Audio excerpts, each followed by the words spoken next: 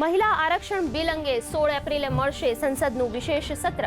મહિલા આરક્ષણને સમયની જરૂરિયાત ગણાવતા પ્રધાનમંત્રી નરેન્દ્ર મોદીએ તમામ સાંસદોને સમર્થનની કરી અપીલ. મહિલા આરક્ષણ બિલની જરૂરિયાત અંગે લખ્યો લેખ. કહ્યું, મહિલા અનામત લોકશાહીને બનાવશે વધુ જીવંત અને સહભાગી.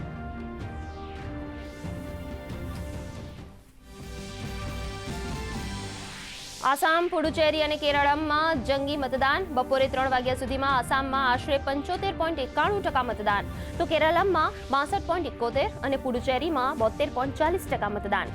દિગ્ગજ નેતાઓના ભાવિ થશે ઈવીએમમાં સીલ.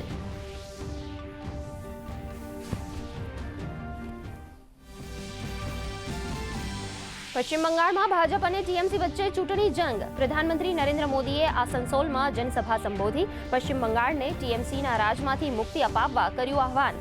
સાથે હલ્દિયામાં લોકોને ભાજપ પર ભરોસો મૂકવા કરી અપીલ. તો મમતા બેનર્જીની પાનીહાટીમાં જનસભા.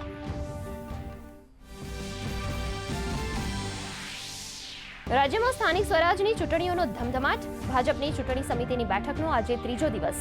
આપના નેતા રાજુ કરપડા 1000 કાર્યકરો સાથે જોડાયા ભાજપમાં. કહ્યું, મારા માટે ખેડૂતોની હિત સર્વોપરી. ખેડૂતોના હિત માટે સત્તા પક્ષમાં જોડાયો.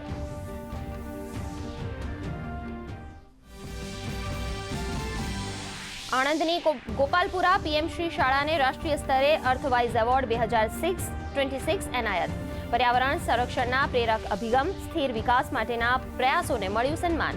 દેશભરની માત્ર 20 શાળાઓ વચ્ચે રાજ્યની શાળાને મળ્યું ખાસ સન્માન.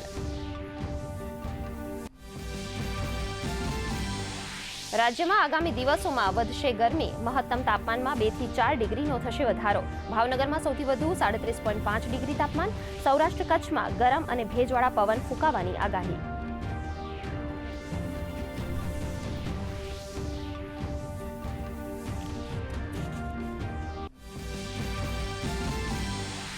પશ્ચિમ એશિયામાં ઘેરાયા સંકટના વાદળો.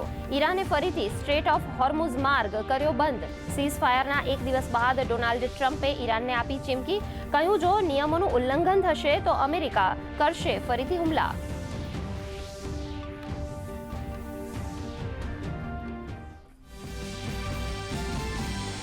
સંઘર્ષની ડામાડોળ સ્થિતિ વચ્ચે ભારતીય શેર બજાર રેડ ઝોનમાં. બીએસસીનો સેન્સેક્સ 900 પોઈન્ટ ગગડી 76,600 પર, તો નિફ્ટી 23,700 નજીક બંધ. ડોલર સામે રૂપિયામાં 27 પૈસાનો સુધારો, તો બ્રેન્ટ ક્રૂડના ભાવ $97 પ્રતિ બેરલ.